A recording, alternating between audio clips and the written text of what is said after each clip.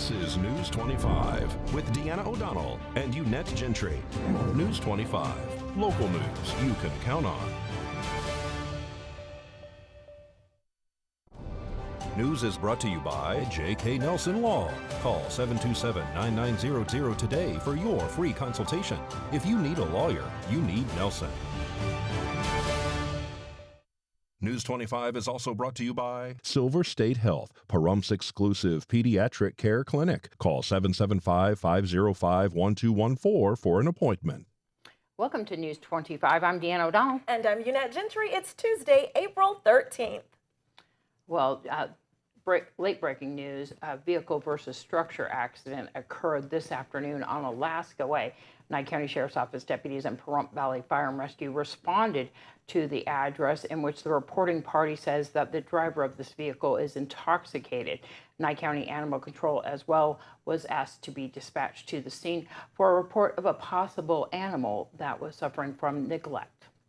Well, the governor will hold a press conference this evening at 5 p.m. to announce updates to Nevada's ongoing COVID-19 response efforts. You can watch the press conference live on the governor's YouTube channel.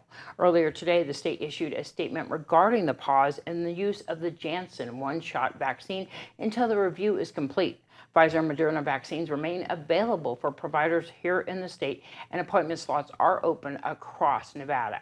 Additionally, the Janssen product has been used on the 2 mobile vaccine units that are traveling Nevada's rural and frontier regions. As of Monday, more than 6.8 million doses of the Janssen vaccine have been administered here in the United States. Nevadans should be confident in this process and the work being done to ensure the vaccines are safe and effective. Based on information provided by the federal government, these are rare but serious reactions and will be thoroughly reviewed. The CDC has stated that the Advisory Committee on Immunization Practices will meet on Wednesday to review the 6 cases. None of the cases are located here in the state of Nevada. People who have received the Janssen vaccine who develop severe headache, abdominal pain, leg pain, and shortness of breath within 3 weeks after vaccination should contact their healthcare providers. Healthcare providers are asked to report the adverse events to the Vaccine Adverse Event Reporting System. And of course, here, the FEMA units that are scheduled will continue to be going throughout Nye County. They will be using the Pfizer vaccine at this point. And Nye County Sheriff's Office deputies reported to the Beatty Elementary Middle School for reports of shots fired. The school immediately went into lockdown. While en route, deputies were informed that Valley Electric had been using and doing work outside of that school and using the breaker, which reportedly blowed, and that was the source of the noise. NCSO deputies identified that fortunately there were no shots fired. The school lockdown was subsequently lifted and school resumed as normal. Well, the first known cases of the Brazilian COVID-19 variant known as P1 have been detected here in Clark County. The Southern Nevada Health District received notification about 1 case from the Nevada State Public Health Laboratory, and information about the 2 cases were forwarded from the Centers for Disease Control and Prevention. The Clark County residents include a man in his 20s who was not hospitalized and reports having 1 vaccine dose. Another man is in his 40s with no travel history who was not hospitalized and has not been vaccinated. A man in his 30s with no travel history has not been hospitalized or vaccinated. The health district has interviewed these individuals and conducted contact investigations to identify close contacts. Contacts of these cases are advised to self-quarantine and monitor their health for symptoms. The Brazilian variant P1 has been identified in several states and is classified as a variant of concern by the CDC. It is thought to be more easily transmissible. Vaccines can help prevent more serious illness and reduce the risk of hospitalizations. And a liquor license has been approved for a new Pahrump business that happened earlier this month. Brooke Brubaker was on hand at the Board of County Commissioners meeting on April 6 to answer any questions the commissioners might have had in regards to her application for a liquor license for her new establishment, Shenanigans Pub. The pub is located at 1330 East Calvada Boulevard in Pahrump. Brubaker is in the process of obtaining a health permit and certificate of occupancy for the place of business. A fire inspection has been successfully completed, all appropriate fees have been paid, and the background investigation has also been completed. Finding that all administrative application requirements have been fulfilled, the commissioners voted to approve the retail liquor license. Thanks to Missy Kohler for that report. While President Biden wants to invest in chip making in the United States, NVIDIA is ready to take on Intel, and Microsoft is buying a company that specializes in speech recognition. Topping our news, President Biden wants $50 billion from Congress for manufacturing and research in semiconductors. He calls it a source of good-paying jobs. The auto industry is already warning the global chip shortage could mean 1.28 million fewer vehicles will be built this year.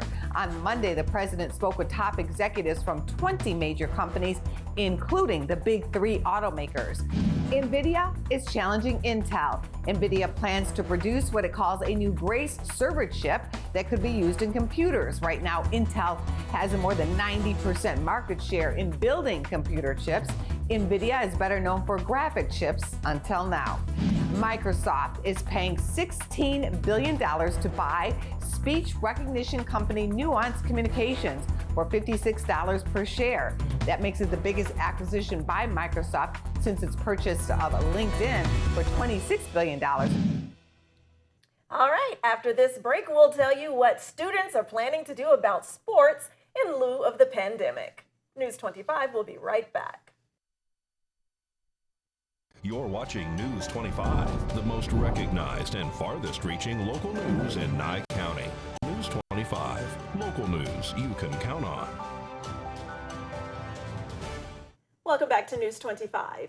Well, students say one of the things they miss most during this ongoing global health pandemic is the opportunity to participate in sports. However, with mitigation measures in place, many organized leagues and clubs are fortunately coming back. It was a positive sign. Nets on public basketball courts being put back up.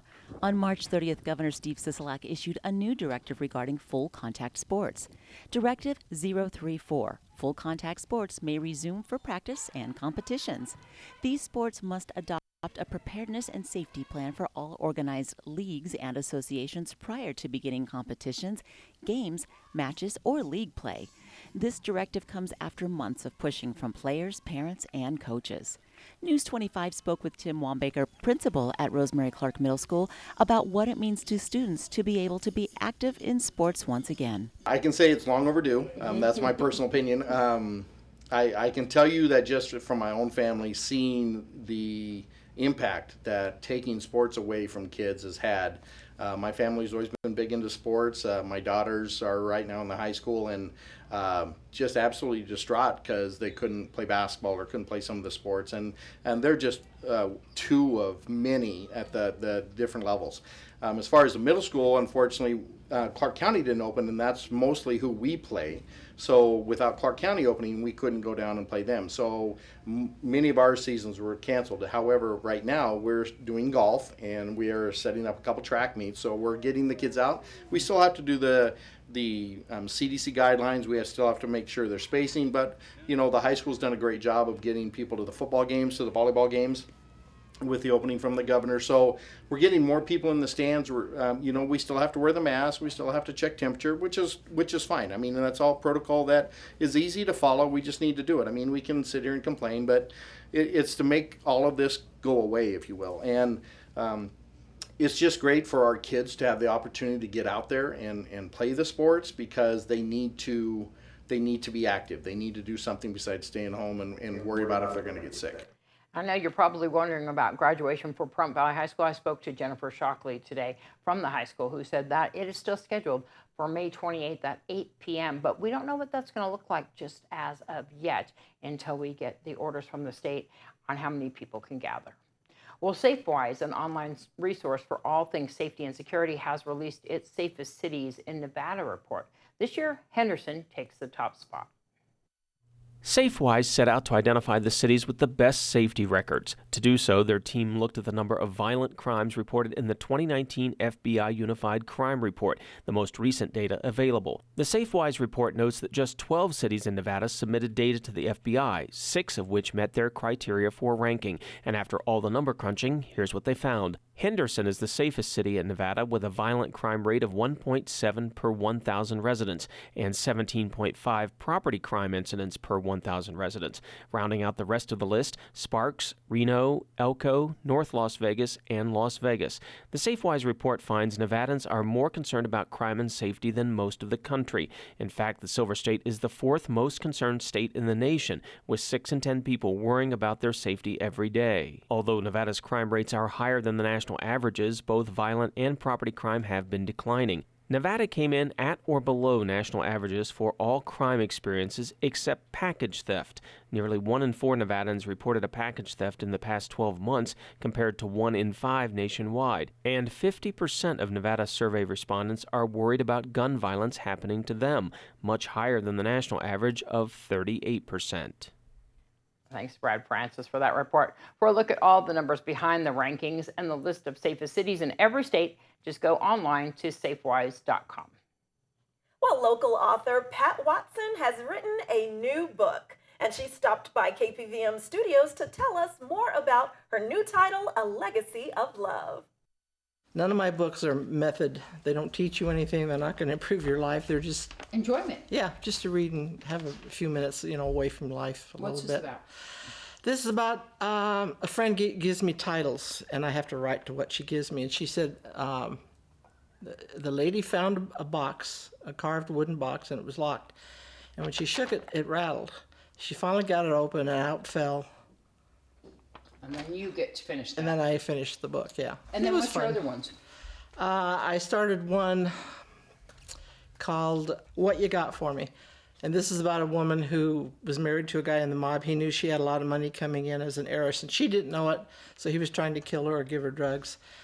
The sheriff of Winslow County, Winslow, Arizona, then got involved because she was abandoned in Winslow, and he kept up with her because he felt sorry for this poor lady. Well, it kind of blossomed out later. Yeah. But then I wrote a sequel to that one, and then I wrote Angel Among Us, which is about an angel who comes to a lady who's lost her abusive alcoholic husband, and the angel helped her through things. And what's the one that you co-wrote? That's called Rachel. And this is about a woman who wants to become famous and have money and be influential, no matter how she gets there. And Ken, who wrote it, was a retired detective out of San Diego, so he writes it from the police point of view. And this is his second book that he wrote. Wow. He unfortunately passed away before we finished, but it's a good book. Watson self-publishes all of her books, so you won't find them online or at large retailers. You can, however, meet her in person and get a signed copy of any of her books at this year's Wild West Extravaganza at the Pahrump Valley Museum, happening the weekend of April 30th. You can also call Watson directly to order one of her books. You can reach her at 775-751-8382. And we'll be right back with much more local news. You're watching News 25, brought to you by Mountain West Lawyer, Injury Attorneys, 727-9500. News 25, local news you can count on. News is brought to you by Canyon Ridge Periodontics. Give them a call at 702-966-0302. Welcome back to News 25. Well, baseball season is here, and there's nothing like the crack of a bat and the cheer of the crowd. Meet an Ohio man who lived and breathed the game and had major league dreams until he lost his hand in a freak accident. Kyle Michael Miller has more on his recovery and the surgery that allowed him to throw again. To me, baseball is just a way of life. It's something I've done since I was 3. The first word I ever said was ball. I played all through high school and eventually was able to play in college ball. Played up until the accident. 23-year-old Luke Britton's life changed a year and a half ago. While mowing on the side of a hill, he slid into a ditch and went face first towards the blade. I just kind of had my hand in front of my face to protect it. And I reached down in my pocket for my phone, and that's when I realized my hand wasn't there. An ambulance took Luke to Cleveland Clinic Akron General for a 14-hour surgery to reattach his hand. The clinical team only had a 6 to 12-hour window to reestablish blood flow. He had injuries to his hand and then to every knuckle of every finger. What we ended up doing was putting a pin in every finger and in every joint. I'm not sure I've ever done something like that before. So it kind of speaks to the level of his injury and how traumatic it was. The initial surgery was only step one. Luke had a lot of work ahead of him. That's what I told him before I left. And that if you want to throw a baseball, the theoretical ball is in your court. You have to make it from here. Luke's endured painful rehab therapy and 5 additional surgeries to help restore his hand. It's the fourth quarter mentality where you don't quit just because it gets hard, and that's when you really kind of show what you're made of. The hard work is paying off. He's not only able to throw and pitch again, but Luke's inspiring other kids by coaching baseball at a local high school. If you really want to be successful, you don't have a choice. You have to keep working, and you got to keep pushing through, and I just kind of want to be a living example of that. At Cleveland Clinic, I'm Kyle Michael Miller. Wow, an inspirational story. Well, Luke recently welcomed his first child, a baby girl, and he can't wait to teach her how to play baseball too. And a local chapter of the national organization Jobs for America's Graduates is trying to make life a lot better for homeless people here in our area. Representatives with Jobs for Nevada's Graduates at Pahrump Valley High School say they're thrilled to be able to provide solar backpacks to those who are in need. One of the things that is part of JAG is to get community service and projects and volunteer hours. And so this year we elected to do something to help the homeless, kind of a segue from last year, but we got kind of shut down from COVID. So after talking to several homeless people, it was determined that what they really needed was light and something to keep them cool in the summertime. So we raised money and we bought solar fans with lights on them. We bought solar radios with lights on them. We also bought solar showers. It's like a camping bag. It's a 5-gallon black bag basically with an attachment of a shower head. And so they just put 5 gallons of water in it, and they use the sun to heat it. Then we put those in backpacks. So we had 20 backpacks filled with the solar panels, except, I mean, not the solar panels, but with the solar showers, etc. I was pleasantly surprised by the number that we had showing up. I volunteer a lot in my spare time, and it's kind of different from standing here and like offering, here's backpacks full of supplies. But it's just refreshing to see. I enjoy watching people volunteer. I enjoy reaching out to the community, and coming here always makes me feel welcomed. And just seeing people reach out and say, hey, we have this readily available to you guys. It means a lot to me because if I was ever in a situation like this, I would hope that there would be people who would sit there and take time out of their day to come and hand this stuff out to me to help me and my family. We'd like to see if we can get one more project going, but I'm not sure if we will since there's only 7 weeks left. But the program is available through the high school. What we do is we teach kids how to write resumes, how to do job interview skills, and we bring in guest speakers. As you know, you were one of our 43 guest speakers last year. Yeah, it's fantastic. Wonderful work they're doing there. And in addition to those solar items, each backpack is also filled with personal care supplies like toothpaste, a toothbrush, soap and shampoo, clothing including socks, and food, which was donated by local organizations. News 25 WeatherCam is brought to you by Lerner and Rowe Injury Attorney's Office in Pahrump. In a wreck, need a check? Call 702-877-1500. Hi, good evening, Nevada. Looking outside the KPVM Channel 25 weather studios. It is John Kohler. I'm here safely in the studio, but look at this out there. Safe from all of this. Man, those winds are really kicking up. The average wind speed about 28 miles per hour. Gusts as high as 60 miles per hour. There's a red flag fire warning out there. Not a good day to be burning trash in the yard if that's what you like to do. Save it for another day. This is a red flag warning day lots of wind. We'll tell you, and lots of dust in the air too, and pollen. So it's kind of a mess out there. We'll tell you all about the weather, what you can expect from the winds, and all the rest of it when we return. News 25 weather is brought to you by Dairy Council of Nevada. The splash of cream in your coffee, the dollop of sour cream on your burrito, the melted toasty cheese on your pizza. Undeniably delicious, undeniably dairy. Enjoy what's real. All right. Well, you know, today is a red flag warning day, which is different than the red flag exercises by Nellis Air Force Base. What that actually means is that there is low humidity happening today, and we, of course, have those high winds, and that together makes it a dangerous situation, especially when fire is concerned. So this is a situation where the fire chief there at Pahrump Valley Fire and Rescue has suspended all of those burn permits today, and so we'll be looking at tomorrow and seeing how that goes. In Las Vegas is high today, 86, low 59. Amargosa, 85, 48. Beatty, 80, 45. And Goldfield down there at 71 with the overnight low of 33. Tonopah, 68, 31. Carson City, 62, 34. Found 58, 36. And Fernley, really cool up there still at 57 with the overnight at 35. In Death Valley, just staying up there at 98 with the 61 of your overnights. Today, here in Pahrump, your high 83 with sunny skies. Your winds out of the south at 28 miles per hour with humidity at 12%. Sunrise 612 this morning. Tonight, mostly clear with your lows 50 degrees. Winds out of the southeast at 20 miles per hour. Humidity coming up a little bit there at 28%. And sunset 7:16 tonight. We're showing your 7-day forecast with winds still happening. A little dip down there on next to Monday. Of course, clear skies. We don't have any clouds coming in until next Tuesday. We have the low 70s creeping on up there to the mid 80s by next Tuesday in your overnights. High 40s to low 50s. And of course, the mid 50s by next week. It's starting to be like summer. That's right. Well, we're going to see you back here tomorrow. I'm Deanna. And I'm Unette. Good night. Good night.